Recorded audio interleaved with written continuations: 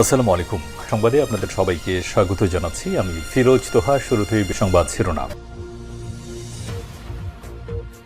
বাংলাদেশের সর্বশেষ গুরুত্বপূর্ণ আপডেট সংবাদে আপনাকে স্বাগত। শুরুতেই সংবাদ শিরোনাম, পরে বিস্তারিত। শুরুতেই জানিয়ে দিব, ছাত্র হত্যাকাণ্ড নিয়ে কাঁদলেন বিএনপির মহাসচিব মির্জা ফখরুল ইসলাম আলমগীর।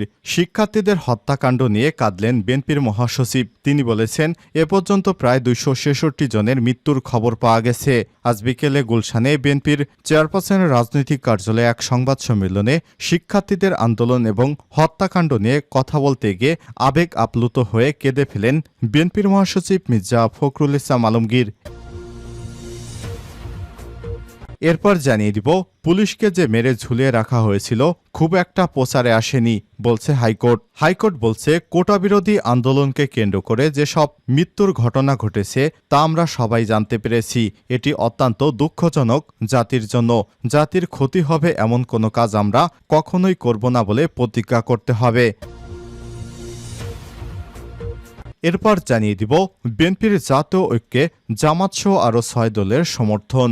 বিএনপির ডাকা জাতীয় ঐক্যের আহ্বানে সমর্থন এবং সাধুবাদ জানিয়েছে বাংলাদেশ জামাত ইসলাম সহ আরও 6টি রাজনৈতিক দল। অন্যান্য দলগুলো হচ্ছে বাংলাদেশ ডেমোক্রেট পিপলস পার্টি, খেলাফতে মজলিস, বাংলাদেশ খেলাফতে মজলিস এবি পার্টি, নুরুল হক নূরের নেতৃত্বাধীন গণ অধিকার পরিষদ এবং কর্নেল অবসরপ্রাপ্ত মিয়া মশিউজ্জামানের নেতৃত্বাধীন গণ অধিকার পরিষদ। এদিকে ঢাকাসহ 4 জেলায় 13 ঘণ্টা করে কারফিউ শিথিল। দেশের পরিস্থিতি অনেকটা স্বাভাবিক হয়ে আসায় কারফিউ শিথিলের সময় আরও বাড়ানোর সিদ্ধান্ত নিয়েছে সরকার। বুধবার 31 জুলাই থেকে শনিবার 3 আগস্ট 4 দিন ঢাকাসহ 4 জেলায় কারফিউ শিথিল থাকবে সকাল 7টা থেকে রাত 8টা পর্যন্ত। এদিকে বুধবার থেকে স্বাভাবিক নিয়মে চলবে অফিস আদালত। বুধবার থেকে সব অফিস আদালত আগের মতোই স্বাভাবিক সময়সূচি অনুযায়ী চলবে, জানিয়েছেন জনপ্রশাসন মন্ত্রণালয়। এতে বলা হয়েছে, বুধবার থেকে সরকারি অফিস আদালত স্বাভাবিক নিয়ম সকাল 9টা থেকে বিকাল 5টা পর্যন্ত চলবে। এছাড়াও ব্যাংক এবং আদালত নিজেরা সময়সূচি নির্ধারণ করবে বলেও জানানো হয়েছে। এবং সর্বশেষ জানিয়ে দিব, সাবেক ছাত্র নেতাদের নিয়ে সভা ডেকেছে ওবায়দুল কাদের। আওয়ামী লীগের সাধারণ সম্পাদক এবং সড়ক পরিবহন ও সেতুমন্ত্রী ওবায়দুল কাদেরের সঙ্গে সাবেক ছাত্র নেতাদের মতবিনিময় সভা অনুষ্ঠিত হবে বুধবার। মঙ্গলবার আওয়ামী লীগের দপ্তর সম্পাদক বিপ্লব বড়ুয়া সই করা এক বিজ্ঞপ্তিতে সব তথ্য জানানো হয়েছে। প্রিয় দর্শক, এতক্ষণ শুনছিলেন সংবাদ শিরোনাম, এবারে বিস্তারিত। তবে তার আগে বন্ধুরা, অনুরোধ থাকবে সংবাদটিতে একটি লাইক দিন। আর বন্ধুরা, আপনি যদি আমাদের চ্যানেলে নতুন হয়ে থাকেন, সংবাদটি দেখতে দেখতে চ্যানেলটি সাবস্ক্রাইব করে রাখুন, যাতে করে আমাদের লেটেস্ট আপডেট সংবাদগুলো সবার আগে আপনার কাছে পৌঁছে যায়। আর বন্ধুরা, কমেন্ট করে জানিয়ে দিন এই সংবাদ সম্পর্কে আপনার মূল্যবান মতামত। জানিয়ে দিন আপনি বিশ্বের কোন স্থান থেকে বা বাংলাদেশের কোন জেলা থেকে বা কোন স্থান থেকে আমাদের সংবাদটি দেখছেন এবং শুনছেন। ছাত্র হত্যাকাণ্ড নিয়ে কাঁদলেন মির্জা ফখরুল। শিক্ষার্থী হত্যাকাণ্ড নিয়ে কাঁদলেন বিএনপি মহাসচিব মির্জা ফখরুল ইসলাম আলমগীর। মঙ্গলবার বিকালে গুলশান কার্যালয়ে এক সংবাদ সম্মেলনে শিক্ষার্থীদের আন্দোলন ও হত্যাকাণ্ড নিয়ে কথা বলতে গিয়ে কান্নায় ভেঙে পড়েন তিনি। এ সময় সরকারের উদ্দেশ্যে বিএনপি মহাসচিব বলেন, ছেলেমেয়েরা তো সবকিছু চায়নি, তারা অধিকার চেয়েছে। আপনাদের সঙ্গে আলোচনা করার জন্য বলছে, আসুন আমরা আলোচনা করি। সেটা আপনারা করলেন না, চেষ্টাও করেননি। হাইকোর্ট নিয়ে আপনাদের যে দাম্ভিকতা, জমিদার সুলভ যে ব্যবহার তা করেছেন। বারবার ধমক দিয়েছেন, হুমকি দিয়েছেন, পরে তাদের গুলি করে হত্যা করেছেন। এরা শহীদ, এরা আমাদের সন্তান। জন্মের পর থেকে এত ভয়াবহ নৃশংস ঘটনা আর দেখেনি। বিএনপি মহাসচিব আরো বলেন, একটা ছেলে গুলি খেয়েছে, গুলি খাওয়ার পরপর তার বন্ধু যখন টেনে নিয়ে যাচ্ছে, পুলিশ আবার সরাসরি গুলি করছে। একজন পুলিশ অফিসারের ছেলে নিহত হয়েছে। বাবা মা খোঁজ করে যখন পায়নি, তখন সাংবাদিকরা বলছেন মর্গে যান। মর্গে গিয়ে দেখেন তাদের ছেলের নিথরদেহ পড়ে আছে, গায়ে অসংখ্য গুলি। পুলিশ অফিসার টেলিফোন করে সিনিয়র অফিসারকে বলছেন, একজন মানুষকে মারতে কয়টা গুলি লাগে স্যার? এই দৃশ্য আমাদেরকে দেখতে হচ্ছে, শুনতে হচ্ছে। তারপরও আমরা বলবো এটা একটা রাষ্ট্র, তারপরও বলবো এটার জন্য আমরা যুদ্ধ করেছিলাম 71 সালে। তিনি আরো বলেন, একটা নাটক প্রায় দেখা যায়, গায়ের যে মোড়ল থাকে একটা বাজে লোক হিসেবে চিহ্নিত, সে সব প্রতিপক্ষের বাড়িতে আগুন লাগিয়ে দেয়, সব পুড়িয়ে দেয়। দেয়, পুড়িয়ে দিয়ে পরের দিন সকালবেলা ওই বাড়িতে হাজির, সঙ্গে অনেক কিছু নিয়ে যায়, কাপড়, খাওয়া দাওয়া, দুঃখ প্রকাশ ইত্যাদি করে। এখন আমরা সেই দৃশ্য আবার দেখছি। আমরা দেখছি যাদেরকে হত্যা করা হলো তাদের পরিবার পরিজনকে নিয়ে এসে তাদেরকে টাকা দেয়া হলো। এভাবে কি ওই পরিবারের সমস্যা সমাধান করতে পারবেন? আপনারা তো গুলি করে মেরেছেন, আপনার পুলিশ গুলি করে মেরেছে, একটা পুলিশের বিরুদ্ধে তো ব্যবস্থা নিলেন না। রংপুরে সাইদের বিষয়ে বরং উল্টো তথ্যমন্ত্রী অশালীন অশ্রাব্য কথাবার্তা বলেছেন, যা কোনো মতেও মেনে নেওয়া যায় না। এটা একটা মস্কারা, একজন শহীদদের সঙ্গে এর চেয়ে বড় তামাশা আর হতে পারে না। মির্জা ফখরুল বলেন, বাংলাদেশের মানুষ এ ধরনের অত্যাচার নিপীড়ন মেনে নেয়নি, যতই চেষ্টা করেন তাদের দমাতে পারবেন না। পুলিশকে যে মেরে ঝুলিয়ে রাখা হয়েছিল খুব একটা প্রচারে আসেনি, বললেন হাইকোর্ট। হাইকোর্ট বলছেন, কোটা বিরোধী আন্দোলনকে কেন্দ্র করে যেসব মৃত্যু হয়েছে তা সবার জন্যই দুঃখজনক। জাতির ক্ষতি হবে এমন কোনো কাজ করা আমাদের উচিত হবে না। এছাড়া আদালত এও বলেছেন, পুলিশকে যে মেরে ঝুলিয়ে রাখা হয়েছিল তার খবর ও ছবি খুব একটা প্রচারে আসেননি। ডিবি হেফাজতে থাকা বৈষম্য বিরোধী ছাত্র আন্দোলনের 6 সমন্বয়ককে অবিলম্বে মুক্তি দিতে ও দেশের বিভিন্ন স্থানে আন্দোলনকারীদের উপর গুলি না চালানোর নির্দেশনা চেয়ে রিট শুনানির উচ্চ আদালত এসব কথা বলেন।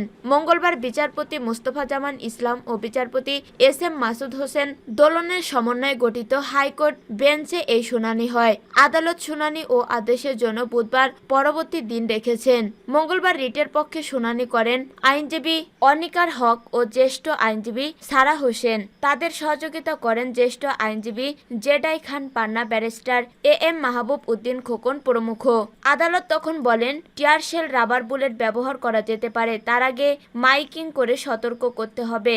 আমরা কেউই সাংবিধানিক দায়িত্ব পালন করছি না। পুলিশ এখন আর্মি কল করতে পারে, সেটিও আইনে বলা আছে। পুলিশকে যে মেরে ঝুলিয়ে রাখা হয়েছিল তার খবর ও ছবি খুব একটা প্রচারে আসেনি। উল্লেখ্য, কোটা বিরোধী আন্দোলনকে কেন্দ্র করে সারা দেশে সহিংসতা ও নাশকতার সময় রাজধানীর যাত্রাবাড়ি রায়েরবাগ এলাকায় এক পুলিশ সদস্যকে হত্যার পর ঝুলিয়ে রাখে দুর্বৃত্তরা। ওই পুলিশ সদস্যের নাম গিয়াসউদ্দিন। বিএনপির জাতীয় ঐক্য, জামাত সহ আরো 6 দলের সমর্থন। বিএনপির ডাকা জাতীয় ঐক্যের আহ্বানকে সমর্থন ও সাধুবাদ জানিয়েছে বাংলাদেশ জামাতে ইসলামী সহ আরো 6টি রাজনৈতিক দল। অন্য দলগুলো হচ্ছে Bangladesh democratic peoples party, BDPP, Khelafat Majlis, Bangladesh Khelafat Majlis, AB party, Nurul Haq নূরের নেতৃত্বাধীন গণ অধিকার পরিষদ ও কর্নেল অবসরপ্রাপ্ত মিয়া মশিউজ্জামানের নেতৃত্বাধীন গণ অধিকার পরিষদ। গণমাধ্যমে পাঠানো বিজ্ঞপ্তিতে এই সমর্থনের কথা জানায় দলগুলো।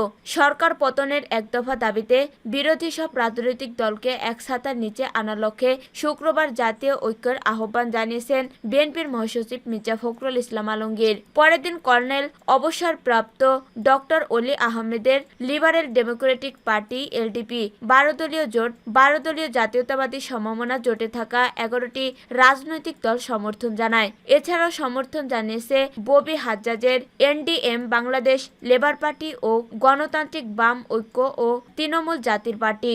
মঙ্গলবার বিজ্ঞপ্তিতে বাংলাদেশ জামাতে ইসলামীর ভারপ্রাপ্ত সেক্রেটারি জেনারেল মাওলানা ATM মাসুদ বলেন, বর্তমান আওয়ামী লীগ সরকার মানুষের সকল অধিকার কেড়ে নিয়ে অবশেষে দেশে গণহত্যা চালিয়েছে। ছাত্রদের বুকে গুলি করে অনেক বাবা এবং মাকে সন্তান হারা করছে। সরকার নিজেই দেশে নৈরাজ্য সৃষ্টি করে এখন বিরোধী দলের উপর দোষ চাপানোর ষড়যন্ত্র করছে। বাংলাদেশ ও বিশ্ববাসী জানে না যে সরকারের মন্ত্রীদের উস্কানিমূলক ও আক্রমণাত্মক বক্তব্যের কারণেই ছাত্রলীগ ও আইন শৃঙ্খলা বাহিনী দেশে গণহত্যা চালিয়েছে। দেশের সর্বস্তরের মানুষ এই গণহত্যার বিরুদ্ধে ঐক্যবদ্ধ হয়েছে। এই পরিস্থিতিতে বিএনপির মহাসচিব জাতীয় ঐক্যের যে আহ্বান জানিয়েছে, আমরা তাকে সাধুবাদ জানাচ্ছি এবং জাতীয় ঐক্য বাংলাদেশ জামাতে ইসলামের যোগদানের বিষয়ে আমরা সম্মতি বিজ্ঞাপন করছি। ঢাকা সহ 4 জেলায় 13 ঘন্টা করে কারফিউ শিথিল। দেশের পরিস্থিতি অনেকটা স্বাভাবিক হয়ে আসায় কারফিউ শিথিলের সময় আরও বাড়ানোর সিদ্ধান্ত নিয়েছে সরকার। আগামীকাল বুধবার 31 জুলাই থেকে শনিবার 3 আগস্ট 4 দিন ঢাকা সহ 4 জেলায় কারফিউ শিথিল থাকবে সকাল 7টা থেকে রাত 8টা পর্যন্ত। মঙ্গলবার সন্ধ্যায় সচিবালয়ে স্বরাষ্ট্রমন্ত্রী আসাদুজ্জামান খান এই কথা জানিয়েছে। স্বরাষ্ট্রমন্ত্রী বলেন, কোটা আন্দোলনে শিক্ষার্থীদের যে ডিমান্ড ছিল তার সব মেনে নেওয়ার পরও সহিংসতা থামেননি, তাই বাধ্য হয়ে আমরা কারফিউ জারি করছিলাম। আমরা সারা দেশে শান্তি শৃঙ্খলা নিয়ে আলোচনা করছি। সারা দেশের আইন শৃঙ্খলা পরিস্থিতি ধীরে ধীরে স্বাভাবিক হচ্ছে। আগামী বুধবার থেকে শনিবার সকাল 7টা থেকে রাত 8টা পর্যন্ত কারফিউ শিথিল থাকবে। এছাড়া কবে থেকে শিক্ষা প্রতিষ্ঠান খুলবে সেটি শিক্ষামন্ত্রী সিদ্ধান্ত নেবেন। টেকনিক্যাল বিষয়গুলো বিবেচনা করে আইসিটি প্রতিমন্ত্রী সিদ্ধান্ত নেবেন যে কবে থেকে পরিপূর্ণভাবে ইন্টারনেট চালু হবে। কারফিউ শিথিলের এই সিদ্ধান্ত ঢাকা, নারায়ণগঞ্জ, গাজীপুর ও নরসিংদী জেলায় কার্যকর হবে। অন্য জেলাগুলোতে স্থানীয় প্রশাসন এই বিষয়ে সিদ্ধান্ত নেবে। এর আগে স্বরাষ্ট্রমন্ত্রীর সভাপতিত্বে স্বরাষ্ট্র মন্ত্রণালয়ের 7 জন মন্ত্রী প্রতিমন্ত্রীর জরুরি বৈঠক অনুষ্ঠিত হয়। টানা কয়েক ঘন্টার বৈঠক শেষে সাংবাদিকদের ব্রিফ করেন স্বরাষ্ট্রমন্ত্রী। বৈঠকে স্বরাষ্ট্রমন্ত্রী আসাদুজ্জামান খান, শিল্পমন্ত্রী নুরুল মজিদ মাহমুদ হুমায়ুন, শিক্ষামন্ত্রী মহিমুল হাসান চৌধুরী, শ্রম কর্মসংস্থান প্রতিমন্ত্রী নজরুল ইসলাম চৌধুরী, আইনমন্ত্রী আনিসুল হক, ডাক ও টেলিযোগাযোগ প্রতিমন্ত্রী জোনায়েদ আহমেদ পলক, তথ্য ও সম্প্রচার প্রতিমন্ত্রী মোহাম্মদ এ আরাফাত, পররাষ্ট্র সচিব, বাণিজ্য সচিব, স্বরাষ্ট্র মন্ত্রণালয়ের সুরক্ষা ও জননিরাপত্তা বিভাগের 2 সচিব, আইজিপি চৌধুরী আব্দুল্লাহ আল মামুন এবং র্যাব, বিজিবি ও আনসার প্রধানসহ স্বরাষ্ট্র মন্ত্রণালয়ের গুরুত্বপূর্ণ কর্মকর্তারা অংশ নেন। বুধবার থেকে স্বাভাবিক নিয়মে চলবে অফিস। বুধবার থেকে সব অফিস স্বাভাবিক সময়সূচি অনুযায়ী চলবে বলে জানিয়েছে জনপ্রশাসন মন্ত্রণালয়। মঙ্গলবার 30 জুলাই দুপুরে জনপ্রশাসন মন্ত্রণালয়ের জনসংযোগ বিভাগ থেকে এই বিজ্ঞপ্তিতে এই তথ্য নিশ্চিত করা হয়েছে। বিজ্ঞপ্তিতে বলা হয়, আগামীকাল বুধবার থেকে সরকারি অফিস আদালত স্বাভাবিক নিয়মে সকাল 9টা থেকে বিকাল 5টা পর্যন্ত চলবে। এছাড়া ব্যাংক ও আদালত নিজেরা সময়সূচি নির্ধারণ করবে বলেও জানানো হয়েছে। কোটা সংস্কার আন্দোলনকে কেন্দ্র করে সহিংসতার ঘটনায় উদ্ভূত পরিস্থিতি নিয়ন্ত্রণে সরকার দেশে সেনাবাহিনী মোতায়েনের সিদ্ধান্ত নেয়। জারি করা হয় কারফিউ। গত সপ্তাহে 3 দিন সাধারণ ছুটি ঘোষণা করা হয়। পরে ধীরে ধীরে পরিস্থিতি স্বাভাবিক হতে শুরু করায় সময় কমিয়ে চালু করা হয় অফিস আদালত। আর চলতি সপ্তাহের রোববার থেকে অফিস চলছে সকাল 9টা থেকে বিকাল 3টা পর্যন্ত।